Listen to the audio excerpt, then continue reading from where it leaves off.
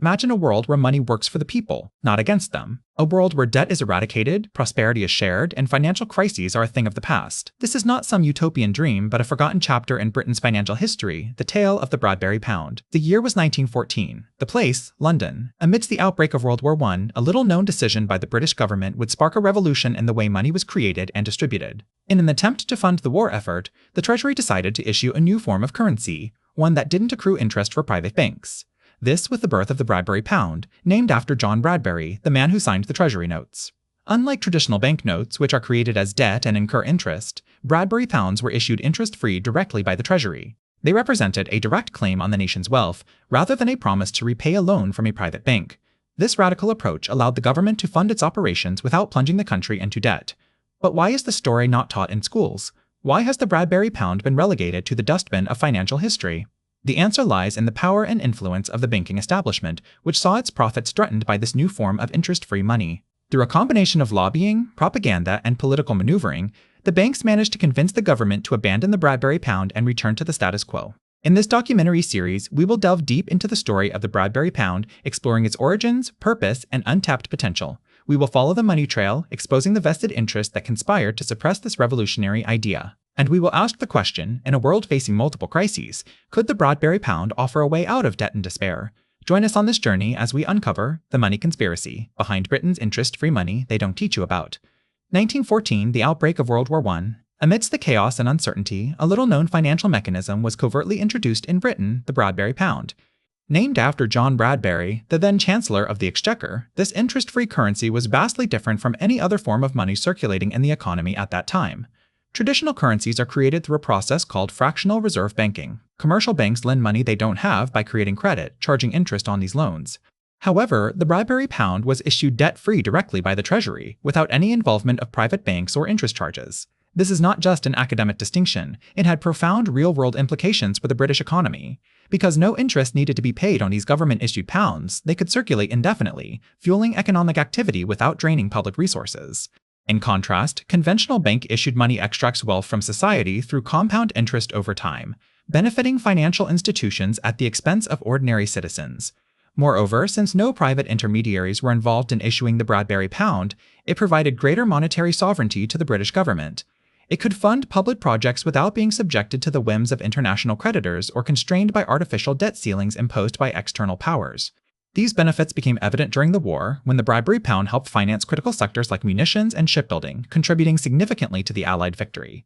Despite these successes, powerful banking interests lobbied against this model, eventually leading to its demise in 1928. As we delve deeper into the money conspiracy, ask yourself, if a system like the Bradbury pound could aid Britain during its darkest hour, why was it allowed to fade into obscurity? Could reviving such a system help tackle the economic challenges of our times, from soaring debt levels to rampant inequality? Remember, this isn't about conspiracy theories. It's about uncovering suppressed financial histories and exploring alternative monetary models that could shape our future. 1931 marked a pivotal moment in Britain's monetary history. Amidst economic turmoil, the government made a decision that would have profound implications for generations to come.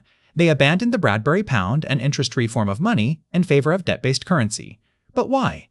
The Bradbury pound was named after John Bradbury, the government printer at the time when these Treasury notes were issued during World War I. It represented a significant departure from traditional banking practices as it eliminated the need for interest payments on public debt. This meant that every single Bradbury pound could be used to stimulate economic activity without siphoning off any portion of the nation's wealth towards servicing debt. However, after WWI, financial interests began lobbying against this system. The Bank of England and City of London financiers, who profited immensely from lending at interest, exerted pressure on the government to return to a system that required borrowing from private banks, complete with interest payments. In 1925, under Chancellor Winston Churchill, Britain returned to the gold standard, effectively sounding the death knell for the Bradbury pound. This move tied the value of the pound sterling to gold, making it impossible to continue printing interest-free money. Churchill later regretted this decision, admitting he had been misled by bankers. By 1931, the last vestiges of the Bradbury pound were swept away when Britain abandoned the gold standard due to escalating economic crisis. Yet, instead of reviving the interest-free currency, the government opted for debt-based financing once again, perpetuating a cycle that has led us to today's staggering levels of national and personal debt. This brief look at history raises critical questions. If the Bradbury pound could stimulate economic growth without enslaving future generations with debt, why was it discarded? And more importantly, can such a system help address our current economic challenges? These are not mere conspiracy theories, they are urgent inquiries into suppressed financial histories and potential alternative monetary models. The demise of the Bradbury pound is a story cloaked in mystery and controversy. It's a tale that implicates powerful bankers and government officials, painting a picture of a conspiracy to suppress an interest-free monetary system that could have revolutionized Britain's economy. In the early 20th century, the British government issued the Bradbury pound as a form of debt-free currency. Named after John Bradbury, the government printer at the time, these notes were fully backed by gold and had no interest attached to them. The result was a booming economy, with businesses flourishing and people enjoying a high standard of living. However, this financial utopia threatened the status quo. Powerful bankers who profited immensely from the interest charged on loans saw their profits dwindle as more and more people turned to the Bradbury pound. They lobbied hard to discredit the system, spreading fear and uncertainty among the public and government officials. One such figure was Montague Norman, governor of the Bank of England from 1920 to 1944. He vehemently opposed the Bradbury pound, claiming it would lead to inflation and economic chaos. However, many economists argue that his opposition was motivated by self-interest rather than genuine concern for the economy. In 1931, amidst growing pressure from bankers and a global financial crisis, the British government caved in and abandoned the Bradbury pound. The move was orchestrated by then Chancellor of the Exchequer Philip Snowdon, who infamously declared, "We have returned to orthodox finance." This decision had disastrous consequences for Britain's economy. With no interest-free alternative available, businesses and individuals were forced to turn to banks for loans, enslaving themselves in debt and lining the pockets of bankers. The result was a vicious cycle of inflation, recession, and poverty that plagues Britain to this day. As we grapple with our own economic challenges, it's worth asking, could the Bradbury pound have provided a viable alternative? And if so, why was it suppressed? These questions are not just historical curiosities, they are urgent inquiries into the nature of money and power in our society. In 1914, during the height of World War I, a little-known financial instrument was introduced in Britain, the Bradbury pound. Named after John Bradbury, the government printer at the time, this currency was unique because it was interest-free and directly issued by the British government to fund the war effort. It was a radical departure from the norm, where private banks create most of the money supply through loans, charging interest on those loans. Fast forward to post-war Britain, and the Bradbury pound disappeared as quickly as it had appeared. The official narrative attributes its demise to the return to the gold standard, but some economists and historians suggest a more intriguing possibility, that it was deliberately suppressed by powerful financial interests who saw their profits threatened by an interest-free currency. Now, let's imagine if the Bradbury pound had survived and been adopted as a mainstream form of currency. The potential benefits are staggering. Firstly, it could significantly reduce poverty. With no interest to pay on the money they borrow, governments could fund social programs, healthcare, education, and infrastructure projects without saddling future generations with unpayable debts. Secondly, it could help alleviate the national debt. Today, Britain's public debt stands at over $2 trillion, accumulated primarily through interest payments on loans from private banks. By issuing its own currency interest-free, the government could gradually pay off this debt, saving taxpayers billions in interest payments. Lastly, it could promote economic stability. Interest-free money would not create the boom-bust cycles associated with interest-based lending, leading to more predictable and sustainable growth. These potential benefits are not mere conjecture. Countries like Japan and Switzerland have successfully used similar models, known as quantitative easing for people or green quantitative easing, to stimulate their economies after the 2008 financial crisis. So, why aren't we using this model? The answer may lie in the power dynamics of our financial system, where private banks and financial institutions hold significant influence. Could it be that they prefer a status quo that guarantees them profits, even if it means perpetuating poverty and instability? This is not just a historical question, it's a contemporary concern. As we face new economic challenges, from rising inequality to climate change, the idea of interest-free money warrants serious consideration. After all, as John Bradbury's experiments showed, there are alternatives to our current monetary system, alternatives that could lead to a fairer, more stable economy. In our quest to uncover the potential of interest-free money systems, let's examine some real-world examples. Our first stop, Switzerland, a country known for its banking prowess. In 2018, a group called Vollgeld Initiative proposed a constitutional amendment that would give the Swiss National Bank the authority to create and distribute interest-free money. Although the initiative didn't pass, it sparked a national conversation about monetary reform and the possibility of a more equitable economy. Now let's cross the Atlantic to Canada, where the town of St. Andrews successfully implemented an interest-free local currency in 2017 called the St. Andrews dollar. By encouraging local transactions and reducing reliance on national banks, this alternative currency fostered economic resilience within the community. However, managing a parallel currency presented challenges, such as ensuring businesses accepted it and preventing counterfeiting. Meanwhile, in Iceland, the 2008 financial crisis led to an innovative response: the creation of a crowdsourced constitution drafted by citizens themselves. While not directly tied to interest-free money, this democratic experiment demonstrated a collective desire for economic change and transparency. Iceland's journey since then has been rocky, but its willingness to challenge conventional financial wisdom is worth noting. Lastly, we turn our gaze to Japan, where regional banks have long practiced window dressing, the act of manipulating balance sheets to create the illusion of financial health. While not an interest-free system per se, this practice highlights the desperate lengths some institutions will go to avoid negative interest rates. Could embracing such a system alleviate this pressure and foster greater stability? These case studies illustrate both the promise and pitfalls of interest-free money systems. Each nation faced unique challenges, yet all shared a common thread: a willingness to question and explore alternatives to traditional monetary policies. As we grapple with growing economic disparities and environmental crises, revisiting these experiments could prove invaluable in shaping our financial future. In the next section, we'll delve deeper into the practical implications of implementing an interest-free money system in today's interconnected global economy. Until then, keep questioning, keep exploring, and remember, there are always alternatives. As we've delved into the idea of reviving the Bradbury pound, it's crucial to examine the opposition that such a proposal faces.